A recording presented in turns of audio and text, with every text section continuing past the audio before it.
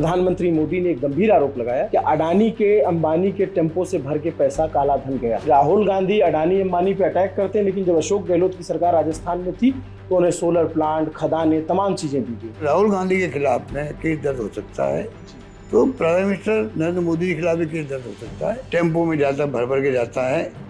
तो ये आप बताओ भाई कि कैसे आपने अनुभव किया, कैसे मालूम पड़ा आपको कि राहुल गांधी डर गए, इसलिए वो अमेठी छोड़ के रायबरेली चले गए। सचिन पायलट नहीं गए वैभव गहलोत का प्रचार करने। जिसने बयान दिया उनको पूछो, फिर आप मुझे क्यों पूछ रहे हो? हनुमान बेनीवाल जी पहले चरण में तो कांग्रेस के साथ थे, दूसरे चरण में नहीं थे। आपको लगता है कि हनुमान बेनीवाल जी आगे भी आपके साथ रहेंगे? समय बताएगा। आपने निर्दलीय प्रत्याशी रविंद्र सिंह भाटी की मदद की। ना जानता हूँ ना कभी मिला हूँ। बहुत अच्छे मित्र हैं गजेंद्र सिंह शेखावत जी, हैं आपके मित्र? मेरे तो सब मित्र ही होते हैं पक्ष विपक्ष में। हमने राजनीति ऐसी की हमेशा। वसुंधरा जी से बात हो रही है इधर बीच? कभी कभी हो जाती है। तो कोई जब उनको सीएम नहीं बनाया गया उसके बाद कोई बात हुई? अभी कैसा भविष्य देख रहे हैं आप सचिन पायलट का? नमस्कार। अच्छा। Brought to you by Candid Dusting Powder. Candid dusting powder redness, irritation, sweat rash और फंगल इन्फेक्शन जैसे 4 स्किन प्रॉब्लम्स का एक एक्सपर्ट सॉल्यूशन। अब रहो अनस्टॉपेबल कैंडिड डस्टिंग पाउडर के साथ। 30 बरस का एक नौजवान आज से कई सालों पहले अमेठी आता है चुनाव लड़वाने के लिए। चुनाव लड़वाता है और चुनाव में कांग्रेस पार्टी की जीत होती है। संजय गांधी का देहांत हो चुका था, राजीव गांधी पहला चुनाव लड़ रहे थे। 30 बरस का नौजवान चुनाव लड़ाता है और कहा गया कि उसके पास जो पैसे बच गए उसने एआईसीसी को जाकर वापस दिए। 30 बरस का नौजवान अब 73 बरस के बुजुर्ग हो गए हैं। बुजुर्ग कह दूं मैं आपको? कह सकते हो है या ओल्ड गार्ड, मतलब पुराने कुछ भी- नेता? कुछ भी कह सकते हो भाई। ये जो कहानी मैंने शुरू की, ये सत्य बात है क्या? अब कुछ बात ऐसी होती है जिसके ऊपर कोई कमेंट नहीं किया जाता है। अच्छा, आप अमेठी के प्रभारी हैं। 42 साल पहले मैं आया था जी। 1 महीने रहा मैं। राजीव गांधी जी ने उपचुनाव लड़ा था, सबकी बात है। पहली बार अमेठी तब आए थे? वही 1 महीने अमेठी में? शलोन रहा मैं। शलोन का एक सेगमेंट है यहाँ पे। सलोन विधानसभा। सब मैं 81 में बाई इलेक्शन हुआ था संजय जी के स्वर्गवास के बाद में। तब मैं 1 महीने रहा था। वो दिन मुझे याद है जब कैंपेन शानदार चला था। अशोक गहलोत जी इस बार अमेठी लोकसभा के प्रभारी बनाए गए हैं कांग्रेस पार्टी से। पूर्व मुख्यमंत्री हैं। राजस्थान को लेकर के तो बात अगर नहीं की इनसे तो फिर इंटरव्यू अधूरा रहेगा। शुरुआत अमेठी से करते हैं। 30 साल बाद, लगभग 30 साल के जब आप थे तो आए थे, और अब लगभग काफी 2-4 दशक बीत चुका है, फिर अमेठी आने की जरूरत पड़ी है। पार्टी का आदेश। हाँ। पार्टी का एक अनुशासी सिपाही रहा हूँ मैं लाइफ के अंदर। तो मेरी जिम्मेदारी बनती है जो आदेश जारी हो हाईकमांड का, वो मुझे करना चाहिए। वो मैं कर रहा हूँ। खड़गे साहब का पार्टी का आदेश जारी हुआ तो मैं आया था, नामांकन पत्र भरा, तब भी आया था, आज भी आया हूँ मैं। तब जब आप पहली बार आए थे तो एक संजय गांधी जी के जाने के बाद एक सहानुभूति थी, और कांग्रेस तब बहुत एक मजबूत काडर पूरे देश में हुआ करता था। तब के चुनाव और अब के चुनाव में क्या फर्क देख पा रहे हैं, जब यहाँ से गांधी परिवार से कोई नहीं लड़ रहा है? के शर्मा जी को आपने मैदान में उतारा है। लोग के शर्मा जी को गांधी परिवार के मानते हैं, क्योंकि ये लगभग 40 साल इनको भी हो गए होंगे मेरे ख्याल से। लगातार इस क्षेत्र में काम करते आ रहे। जिस रूप में इन्होंने काम किया है, सहयोग किया पार्टी का, 40 साल के अर्सा बहुत लंबा होता है। तो यहाँ पूरी क्षेत्र में इनकी पहचान अलग तरह की है, वर्कर के रूप में। सबसे मिलन जुलन का सिलसिला जारी रहा इनका हमेशा कार्यकर्ताओं से। तो जैसे इनका नाम अनाउंस हुआ तो कार्यकर्ताओं में भी और लोगों में बड़ा उत्साह का संचार हुआ। यानी जनता देखती है भाई कम से कम ऐसा नुमाइंदा आ रहा हमारे सामने जिसको हम जाके कभी मिल सकते हैं, अपनी बात कह सकते हैं। और उनकी पर्सनैलिटी वैसी है के शर्मा जी की, जो चुनाव में अब तो खड़े हुए हैं, बिना चुनाव भी वो तो हमेशा बीच में रहे इन लोगों के। अब तो वो बिल्कुल ऑफिशियली उनकी सेवा में रहेंगे, क्षेत्र के लोगों की सेवा में रहेंगे, उनके सुख दुख में साथी बनेंगे और विकास में भागीदार बनेंगे। ये 3 बातें होती है। तो मैं समझता हूँ उम्मीदवार हमारा बहुत ही ऐसा व्यक्तित्व का धनी हैं कि लोगों ने हाथों हाथ लिया और एक्सेप्ट कर लिया उसको। ये आपका पक्ष है। आपके विरोधी कह रहे हैं कि राहुल गांधी डर गए इसलिए वो अमेठी छोड़ के रायबरेली चले गए। नहीं, देखिए, राहुल गांधी ने नहीं, पार्टी ने एक मैसेज दे दिया जी कि स्मृति ईरानी जी का जो 5 साल का कार्यकाल रहा वो इतना बुरा रहा है, और मुझे तो आश्चर्य होता है कि जो केंद्रीय मंत्री भी हैं उनका ऐसा व्यवहार क्यों रहा, ये 5 साल इस प्रकार क्यों निकाले उन्होंने, जो आज इतने उनके खिलाफ जो माहौल बन गया है यहाँ पे क्यों बना। ये तो खैर उनके विचार करने का विषय है, पर मैं 5 बार MP रहा हूँ। मुझे मालूम है कि चुनाव में जब जीतता आदमी तो सोचता अगर मैंने काम नहीं किया 5 साल कल निकल जाएंगे, मुझे अगली बार कैसे सपोर्ट मिलेगा। यहाँ मुझे आश्चर्य होता है राहुल गांधी जी के वक्त में जीत के आई वो, और 5 साल उन्होंने ऐसे निकाल दिए कि हर आदमी जुबान पे आ गया कि भाई आए त्रिपुराटी ले गए यहाँ से, हॉस्पिटल बंद करवा दिया यहाँ पर। किससे खाने, गांव वाले बताएंगे आपको। यहाँ पर आप 5 सेकंड कहीं चले जाओ, यहाँ पर आपको एक ही शिकायत मिलेगी सबके मुंह से। ये नौबत तो मैंने कभी देखी नहीं है। पता नहीं कोई चिंता नहीं रही, वो पता नहीं को क्या रहा, भाई मोदी जी के नाम से बेहतरी पार हो जाएगी, सबकी होगी, मेरी भी हो जाएगी। क्या कारण था 5 साल इन्होंने क्षेत्रवासियों का, इलाके के विकास का ध्यान क्यों नहीं रखा। ये बहुत बड़ा क्वेश्चन मार्क इनके सामने पैदा हो गया है, और काम आसान हो गया कांग्रेस का। आपको लग रहा है आसान है? बिल्कुल आसान है, क्योंकि पब्लिक चुनाव केवल शर्मा जी नहीं लड़ रहे हैं, चुनाव यहाँ की जनता लड़ रही है। ये स्थिति है।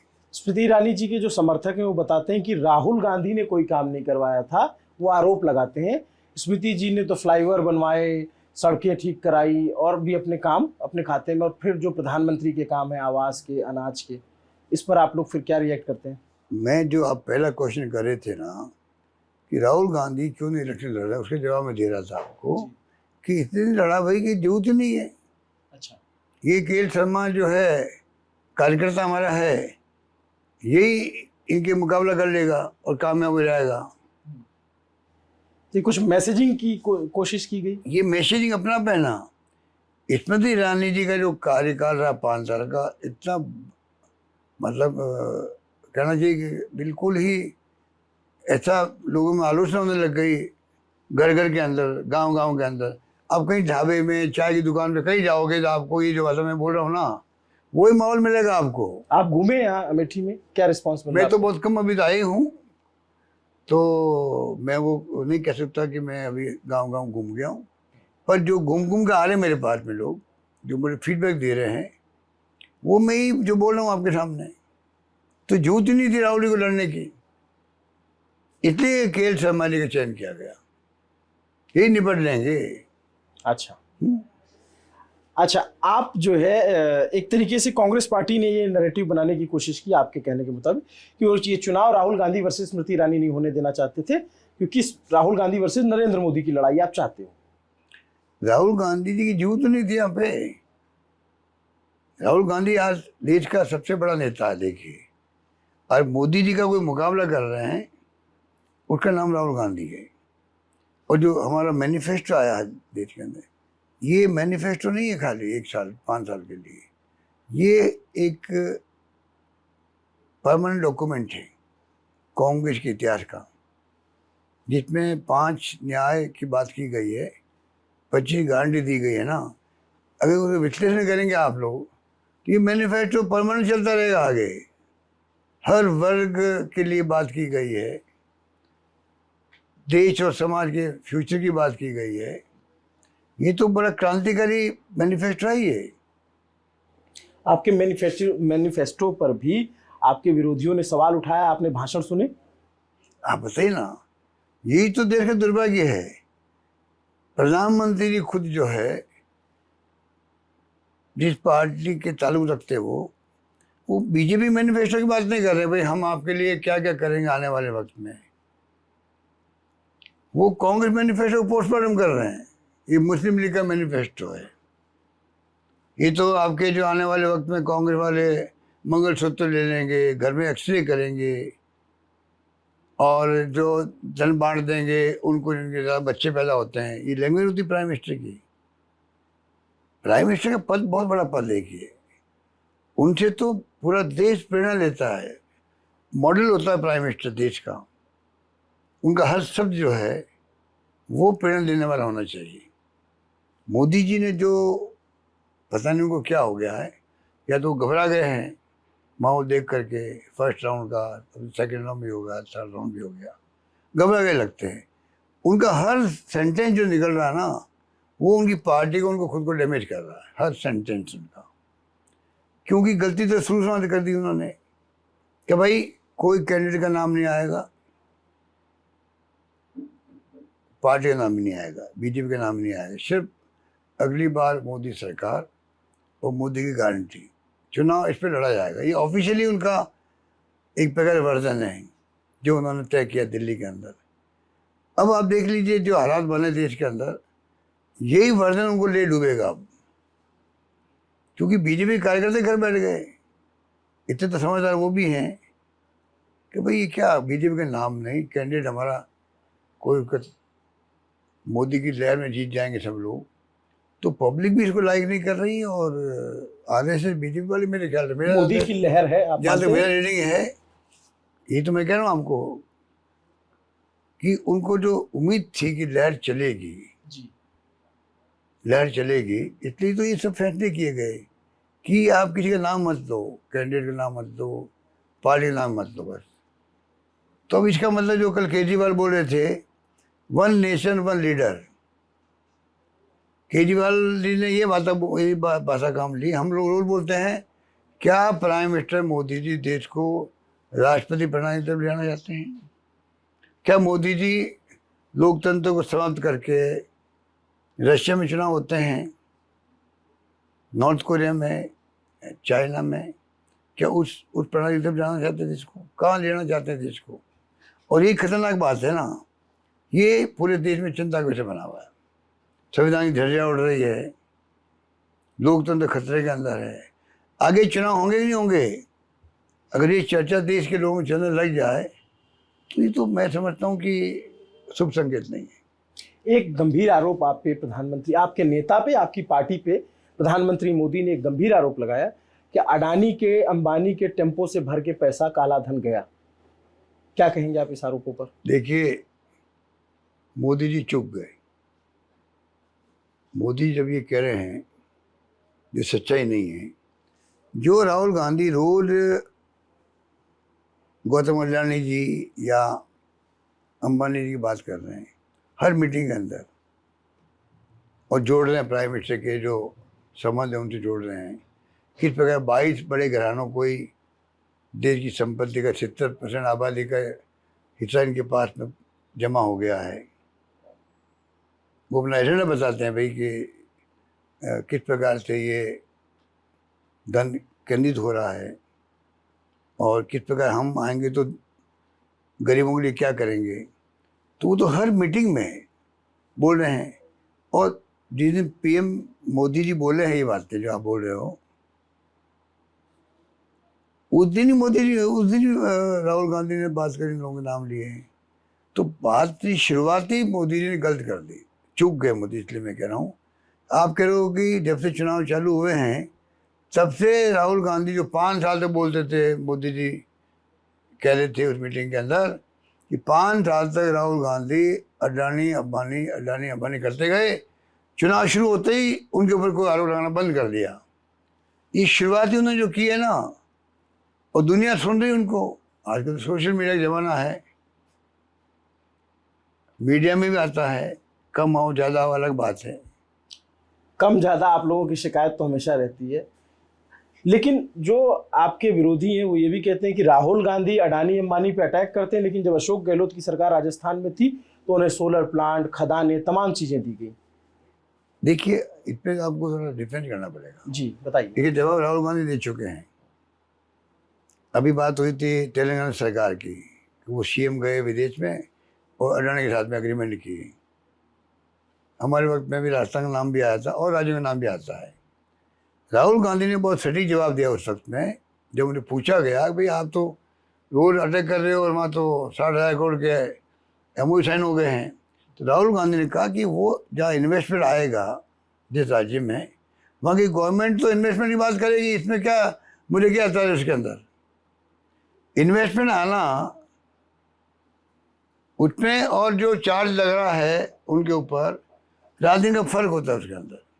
इन्वेस्टमेंट क्यों नहीं आएगा जब किसी पार्टी सरकार हो और कोई इंडस्ट्रीज कोई भी हो, तो इसलिए कोई दिक्कत नहीं थी उसमें। भाई सरकार तो रेवंत रेड्डी जी अभी बनी है, रेवंत रेड्डी जी बने मुख्यमंत्री अभी बने हाल ही में, उसके बाद में भी एग्रीमेंट हुआ ना, तो उसकी आलोचना करने का किसी को अधिकार नहीं है। अच्छा, राष्ट्रीय मुद्दों पे बात हो रही है, अमेठी पे बात हो रही है, राजस्थान पे अगर बात ना की जाए तो बात पूरी नहीं होगी। राजस्थान में तो चुनाव संपन्न हो गए 25 की 25 सीटों पर। कैसा रहा राजस्थान में, क्या फीडबैक मिले आपको? अभी तो पूरे देश में चर्चा राजस्थान की चलती है।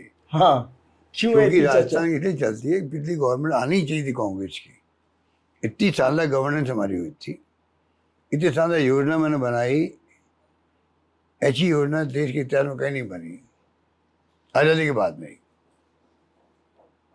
पूरे मुल्क में उसकी चर्चा हो रही थी, योजनाओं की, सोशल सिक्योरिटी की चर्चा हो रही थी, हेल्थ की स्कीम की चर्चा हो रही थी, गिग वर्कर्स का एक्ट बनाया मैंने, उसकी चर्चा हो रही थी, दुनिया में कहीं नहीं है और हर राज्य में बनना चाहिए एक्ट। न्यूयॉर्क टाइम्स के अंदर या न्यूयॉर्क के अंदर किसी आर्टिकल लिखा गया उस वक्त में। तो ऐसे ऐसे काम हमने किए उस जमाने के अंदर, सही रोजगार योजना नरेगा की तरह लेके आ गए, तो चर्चा में वही था और फिर सरकार नहीं बनी। क्या अब 4 महीने हो गए, 4 महीने में गांव गांव में हमारी स्कीमों की चर्चा हो रही है। वहाँ पे हर गांव में चले जाइए राजस्थान के अंदर, याद करिए हमारी गवर्नमेंट के कामों को, स्कीमों को, और नई गवर्नमेंट टेक ओवर नहीं कर पा रही है अपना आप।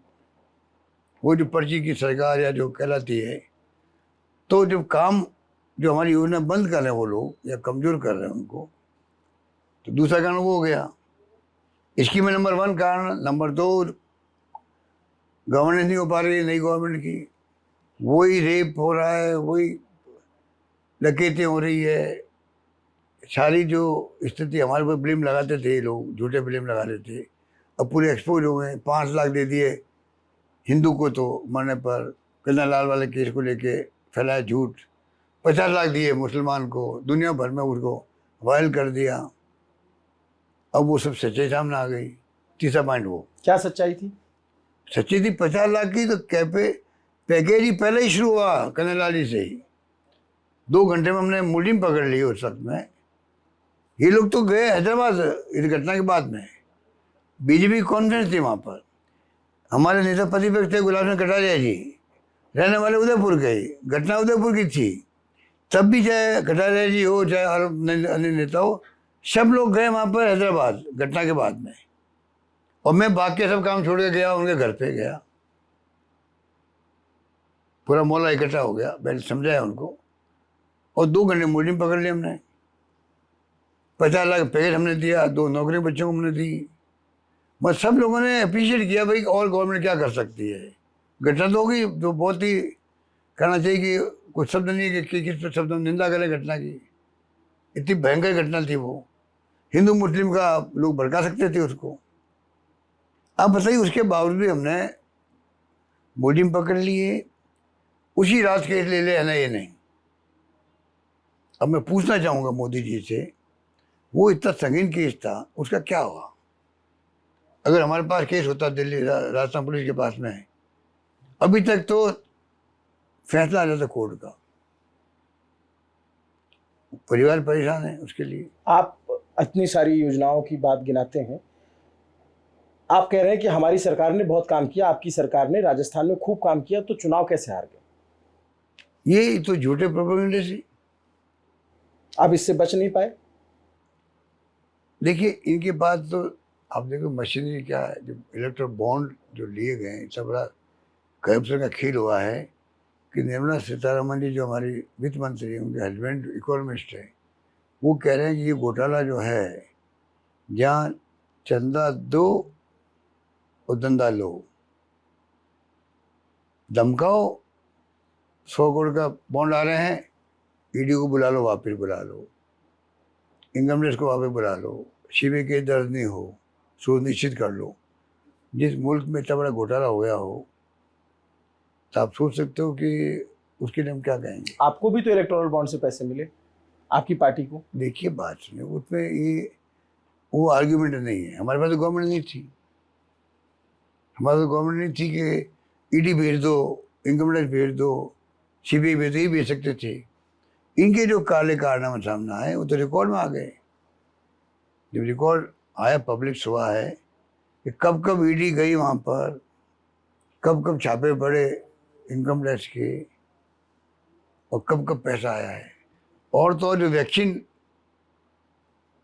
जो आज विड्रॉ की वैक्सीन वापस कोविशील्ड को, मेरे ख्याल कोविशील्ड नाम है, वो चंदा उससे ले लिया। तो जिस प्रकार देश में हालात बने हैं ना, उससे तो ये सरकार गिर गई है उनसे।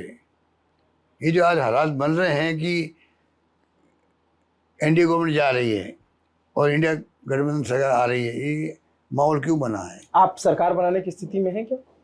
बिल्कुल, सरकार तो बनने जा रही है इंडिया गठबंधन की। इस हालात पैदा हो गए देश के अंदर।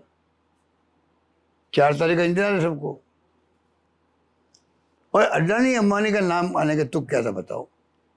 और मान लो उन्होंने जो कहा आप है, ज्यादा बेहतर बताएंगे, आपके दोस्त हैं। आप बताइए, अगर मान लीजिए ये जो काला धन ले लेके वो बोरे भर भर के भेज रहे हैं कांग्रेस के पास में, तो ये तो केस रजिस्टर्ड होना चाहिए मोदी जी पर। पूछताछ तो कर सकते हैं ना, उनको मुलजिम नहीं बनाओ। मान लो जैसे राहुल गांधी जी ने कहा, भाई मेरी जो यात्रा थी, भारत जोड़ो यात्रा, उसके अंदर मुझे महिलाएं मिली और कहा साहब मेरे देखिए घर में मेरे हम तंग करते हैं लोग बाग, मेरे पति मुझे तंग करता है। वो जो फीडबैक मिलता है, हम लोग बोलते हैं पॉलिटिशियन, उस प्रकार राहुल गांधी जी बोले थे। दिल्ली पुलिस ने केस दर्ज कर दिया और पूछताछ शुरू हो गई राहुल गांधी जी से। अब मुझे बताइए, प्रधानमंत्री ने आरोप लगाया है कि भाई पैसा जो काला धन जो है अडानी अंबानी का जा रहा है कांग्रेस पार्टी, और राहुल गांधी ने बोलना बंद कर दिया उसके बाद में। ठीक है,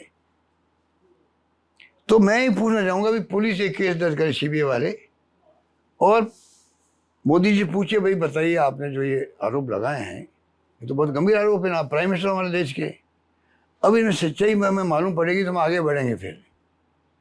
फिर हम जाएंगे जहाँ पैसा पहुँचा वहाँ जाएंगे, पैसा दिया उनके पास जाएंगे, इंक्वायरी शुरू हो जाएगी। तो सीबीआई केस दर्ज कर सकती है, पूछताछ कर सकती है प्राइम मिनिस्टर से। अब मैं समझता हूँ मेरे पॉइंट आप समझ गए होंगे। मैं आपके सारे आरोप मैं समझ रहा हूँ। आरोप नहीं, सच्चाई है, तो कानून की बात कर रहा हूँ मैं। तो भाई जब आप आरोप लगाए आपने, राहुल गांधी पे मुकदमा दर्ज हो सकता है पूछताछ के लिए, समझ लो। तो दिल्ली पुलिस की मंशा क्या थी? जो 4000 किलोमीटर यात्रा थी, वो 4000 किलोमीटर यात्रा में लाखों लोग मिले होंगे और महिलाएं मिल गई मान लो उनको।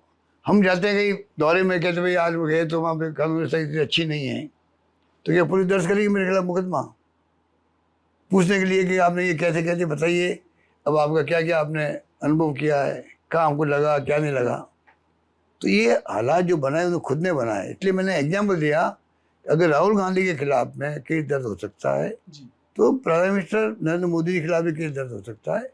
बताओ आप हमें भाई आपका कैसे मालूम पड़ा काले धन का टैक्सियों में या जो का उन्होंने टेम्पो में जाता भर भर के जाता है।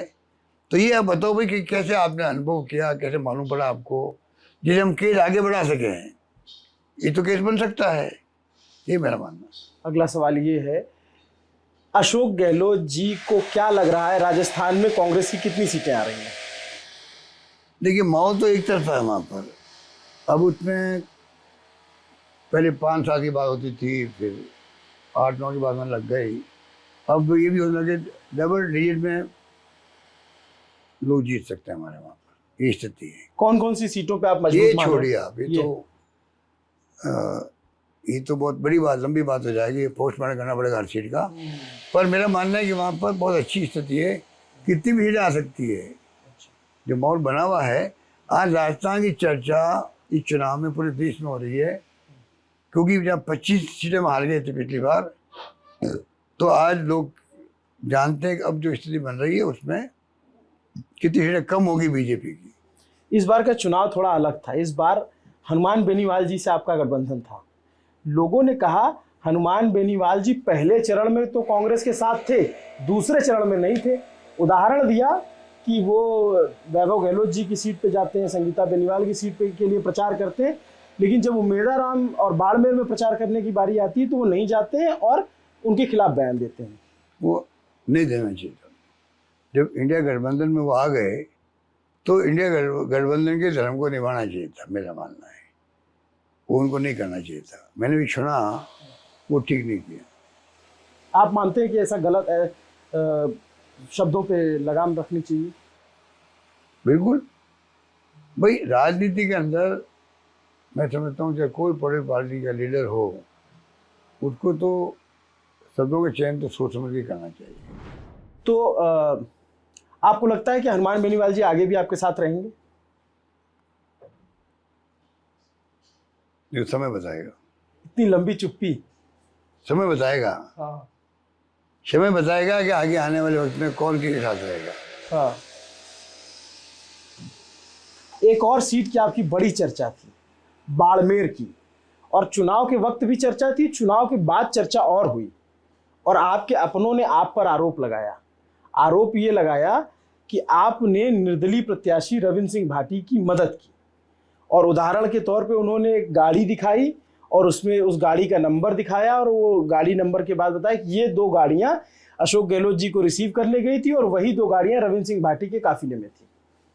क्या कहेंगे आरोपों? मैं तो आपसे सुन रहा हूँ, क्योंकि मैं तो 3 बार गया हूँ। बाड़मेर ऐसी कॉन्स्टिट्यूंसी है जो राजस्थान में, जिसमें मैंने 3 बार कैंपेन किया। 3 बार, जैसलमेर में, बाड़मेर में और सिवाना के अंदर। जी। वहाँ के उम्मीदवार जी बेनीवाल जी, उनके लिए मैं 3 बार कैंपेन करने गया हूँ। आप समझ सकते हो कि जो आदमी कैंपेन कर रहा है, मुझे बुलाया जा रहा बार बार, उसको लेके भी ऐसी अफवाह चल सकती है। मैं तो जानता भी नहीं हूँ कि वो उम्मीदवार कौन है। जो उम्मीदवार तीसरे खड़े हुए, मैं तो कभी मिला नहीं ज़िंदगी में उनसे, ना मैं जानता हूँ, खाली सोशल मीडिया में देखता रहता हूँ कभी कभी। आप रविंद्र सिंह भाटी से आपकी कभी? ना जानता हूँ, ना कभी मिला हूँ। सदन में तो आप लोग अब विधायक हैं साथ में। और तो मैं तो मिला नहीं होऊंगा।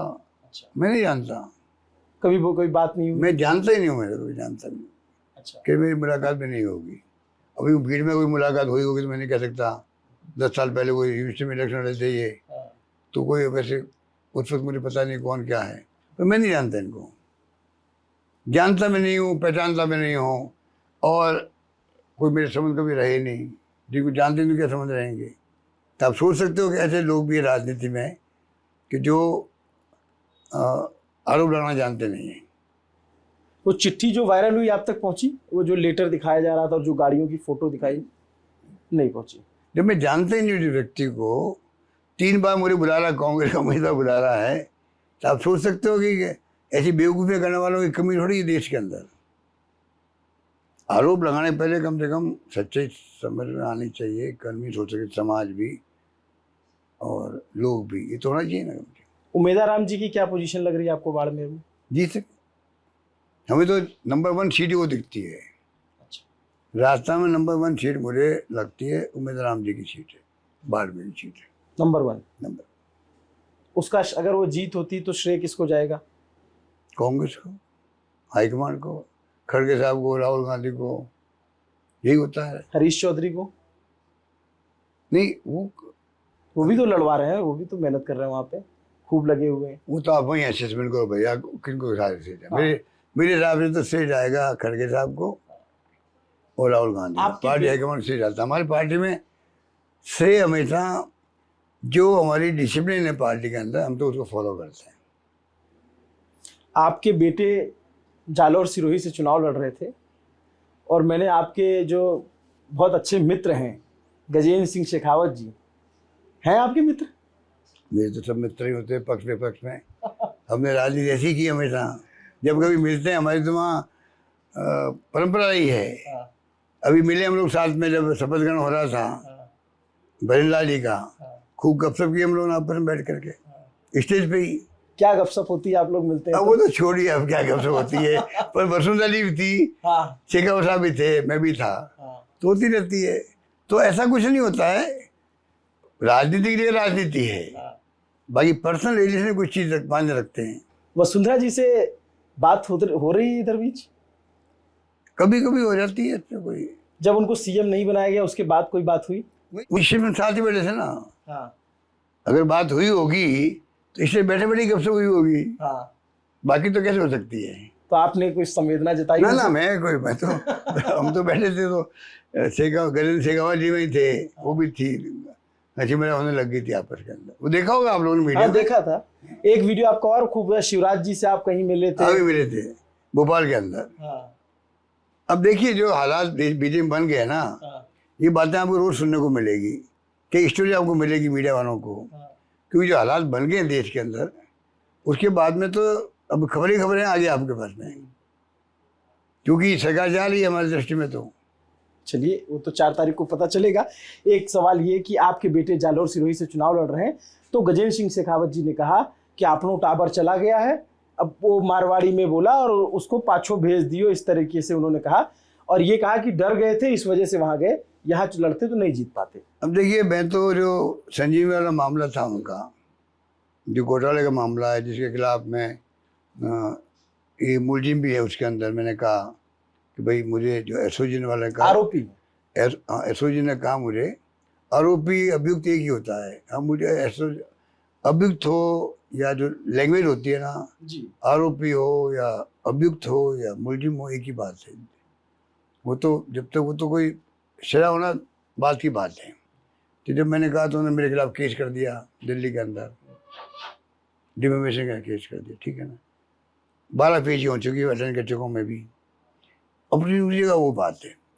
पर इनको भ्रम था कि मैं इनका पॉलिटिकल कैरियर ख़त्म करने के लिए ये मैं मामला उठा रहा हूँ। मैंने इस चुनाव के अंदर कोई 1-2 बार जिक्र किया होगा। अगर मेरा ये उद्देश्य होता कि मैं आउट ऑफ वे जा करके इनका कैरियर ख़त्म हो, इसलिए मैं इस मुद्दे को लेके आया हूँ, तो अभी कैंपेन और ढंग का होता वहाँ पर जोधपुर के अंदर। मैं तो 2-3 बार मीटिंग की मैंने, तो कोई जिक्र किया होगा खाली रिमांड कराने के लिए, तो भाई इनको गरीबों को पैसा मिलना चाहिए। जो गरीब आए थे हमारे पास में, सीएम हाउस में आए या कहीं आए, आपके आंखों में आंसू आ जाए, 25 लाख 50 लाख 1 करोड़ 1.5 करोड़ डूब गए लोगों के, कि 1.5 लाख लोगों के पैसे डूबे हुए हैं। तो अब मैं इन बातों में जाऊँ कि वो क्या व्यवहार करो के बारे में बोले हैं, तो मैं उस पर ज़्यादा कोई कॉमेंट करता नहीं हूँ ना। मैंने उस वक्त मैं तो माइंड भी नहीं किया होगा। कौन क्या चुनाव के अंदर कई बार आदमी बोलता अपने हिसाब से बोलता होगा। अच्छा, जालोर सिरोही सीट पे आपके पुत्र लड़ रहे हैं, तो क्या लग रहा है वहाँ का चुनाव आपको कैसा रहा? देखिए, सीट बहुत टफ सीट थी, 20 साल से वहाँ बीजेपी जीत रही है, 20 साल से, और सीट भी टफ है। गुजरात के लगती हुई सीट है ये, जी मैं गया था, गुजरात के लगती हुई सीट। तो उसके बावजूद हमें चुनाव लड़े वहाँ पर। अब जब चुनाव लड़ा है हमने, चाहे मैं लड़ता या वैभव गहलोत लड़ता, ठीक है, क्योंकि अभी जब पार्टी संकट में, हमारी पार्टी सत्ता में नहीं है, 54 ही हम लोग हैं, तो धर्म बनता है ऐसे वक्त में आगे आना चाहिए। इसलिए हमने चुनाव वहाँ लड़ने तय किया। जोधपुर में लड़ना नहीं था, क्योंकि पहले ही हमने तय किया था, लास्ट 19 के अंदर ही यहीं से लड़ना था वैभव गहलोत को। मैं ले गया वहाँ उनको जोधपुर, इसलिए कि जोधपुर में स्थिति ऐसी बन गई थी कि हमारे जो उम्मीदवार पहले हम लोग डिफीट हुए हैं 14 में, वो 4 लाख के लगभग हुए मेरे ख्याल से। तो ऐसी स्थिति नहीं बनी। मैं मुख्यमंत्री बन गया था उस वक्त में, बने हुए 3 महीने हुए थे मुख्यमंत्री बने हुए, और मालूम था भाई कि अभी मोदी जी का माहौल बना हुआ है और सीटें आनी मुश्किल है। पर मेरा कैलकुलेशन था, या मेरे जो कार्यकर्ताओं का कैलकुलेशन था, कि यहाँ कोई उम्मीदवार आएगा तो बहुत ही चुनाव मंड नहीं पाएगा, तो बाकी सीटों पर असर पड़ेगा राजस्थान की, कि भाई जो मुख्यमंत्री जिला खुद का है वहाँ पे ऐसी स्थिति हो रही है कांग्रेस की, तो बाकी सीटों पर असर पड़ेगा। इसलिए जानबूझ करके जो सजेस्ट किया मेरे कार्यकर्ताओं ने कि वैभव गहलोत लड़ता है तो कम से कम टक्कर में आ जाएंगे। इस बार जोधपुर का क्या इसलिए लगा? मैंने वहाँ पे उसको अलाउ किया। ये बात अहमद पटेल जानता था, आज तो दुनिया में नहीं, वो जानते हुए भी कि जीतने की कोई संभावना नहीं, उन्हें खड़ा किया था वैभव को, ठीक है। और इस बार राजनीति कहती थी कि जो पहले इसकी डिमांड थी, वहाँ के लोग जयपुर तक आ गए थे, जालोर शरीर के लोग जी। वैभव के लिए उस वक्त भी आ गए थे, तो हमने तय किया वहीं लड़ना था इलेक्शन। इस बार मानते हुए संभावना है? 20 साल से नहीं जीत रहे हैं, तभी लड़ा इलेक्शन वहाँ पे हमने। इस बार संभावना है? मैंने कहा शीट टफ है, पर वैभव गहलोत ने इलेक्शन अच्छा लड़ा वहाँ पर, जिस पर इलेक्शन में नहीं जुआ वहाँ पर, इससे अच्छा हो नहीं सकता। आप गए प्रचार करने? मैं भी कई बार गया। आपके और कहीं भी नेता मैं देखिए गए? 25 सीटें राजस्थान की है, पश्चिम बंगाल में 22 सीटों पर गया हूँ कैंपेन करने के लिए, ठीक है। और कैंपेन मैं ही करता हूँ हमेशा 25 साल से। हर जो आदमी इलेक्शन लड़ता है ना, उसको क्षेत्र देखना पड़ता है खुद का, ठीक है ना। और उसमें कोई बुरा में नहीं है, खुद तो जीते पहले कम से कम। जी। मैं एकमात्र हूँ जो एक दिन जाता हूँ मेरे क्षेत्र में, अंतिम दिन जाता हूँ मैं एक दिन के लिए, और पूरा कैंपेन करता हूँ राजस्थान के अंदर, चाहे पार्लियामेंट चुनाव हो चाहे वो असेंबली चुनाव हो। इस बार ऐसे ही हुआ, असेंबली में ऐसे ही हुआ, और अभी जो पार्लियामेंट चुनाव आए हैं तो मैं अधिकांश बार रहा हूँ, पर क्योंकि मैं मारवाड़ जोधपुर में हिस्सा आया हुआ है, मैं बार बार गया वहाँ पे भी। आप प्रचार करने गए आपके बेटे की सीट पे, और इसके अलावा डोटासरा जी और भी तमाम बड़े नेता पहुंचे, सचिन पायलट नहीं गए वैभव गहलोत का प्रचार करने? ये अनावश्यक इशू बनता है, अच्छा। ये बनाया जाता है कई बार। ये इसमें ऐसे चुनाव के वक्त में किसी को कमेंट करना नहीं चाहिए, ऐसी बेवकूफ़ी भी नहीं करनी चाहिए। अनावश्यक मुझे बुलाया नहीं गया, मैं गया नहीं, कोई मतलब नहीं होता है। उनकी तरफ से बयान भी आया कि मुझे नहीं बुलाया वो गया। बयान भी नहीं देना चाहिए था, वो जरूरत नहीं देने की उनकी, क्योंकि अगर प्रियंका जी वहाँ आई थी मान लो, जी। अगर सचिन पायलट जी आते साथ में, कोई दिक्कत नहीं थी, सब वेलकम करते। उसके अलावा कोई आदमी कितना टाइम मिलेगा नहीं मिलेगा, बहुत कम टाइम मिलता है चुनाव के अंदर। अब मुझे वहाँ पे चोपड़ा खड़े हुए थे, नौजवान हैं वहाँ जयपुर ग्रामीण। मेरा जो OAT उनसे उनकी बात हुई थी प्रोग्राम की, वो प्रोग्राम नहीं बना पाए मेरा मान लो। अब मैं अगर स्टेटमेंट दूँ वहाँ पे बैठ के कि मैं चोपड़ा यहाँ जाना चाहता था और मेरे पर इन्वाइट नहीं किया मुझे, तो अच्छी बात नहीं। फिर उससे मेरे गले रहता पब्लिक के अंदर कि भाई अशोक क्यों नहीं आए हैं या क्यों नहीं बुलाए गए हैं। अनावश्यक क्या होता है कि कैंडिडेट को नुकसान होता है, कभी नहीं बोलना चाहिए। ये चुनाव में कोई बुलाता है कोई नहीं बुलाता, सब अपने इक्वेशन देखता है, जीतने की देखता है। हर उम्मीदवार अपने हिसाब से रिक्वेस्ट करता है कि भाई हमारे जो कंट्रोल रूम होता है लिखा था भाई इनको भेज दीजिए, ये कोई इश्यू नहीं होना चाहिए। तो आपको लगता है आप लोग मीडिया वाले बना देते हो, अब जब बयान आएगा तो फिर हम तो खबर छापेंगे ही ना। तो भाई जिसने बयान दिया उनको पूछो, फिर आप मुझे क्यों पूछ रहे हो? तो आपको लगता है कि नुकसान हुआ उस बयान से? नहीं मुझे वो नुकसान आया नहीं, बात खत्म हुई है, वो तो अलग बात है। पर मैं बचता हूँ, मैंने कोई बयान नहीं दिया कि मुझे कहाँ का, मुझे क्यों नहीं बुलाया वहाँ पर। मान लो किसी को छूट नहीं कर रहा हूँ, मैं जाऊँगा तो कास्ट इक्वेशन बिगड़ जाएगी मेरी। देखो देश के अंदर दुनिया के अंदर आप देखते हो, हिंदुस्तान में हमारी कास्ट पॉलिटिक्स भी चलती है।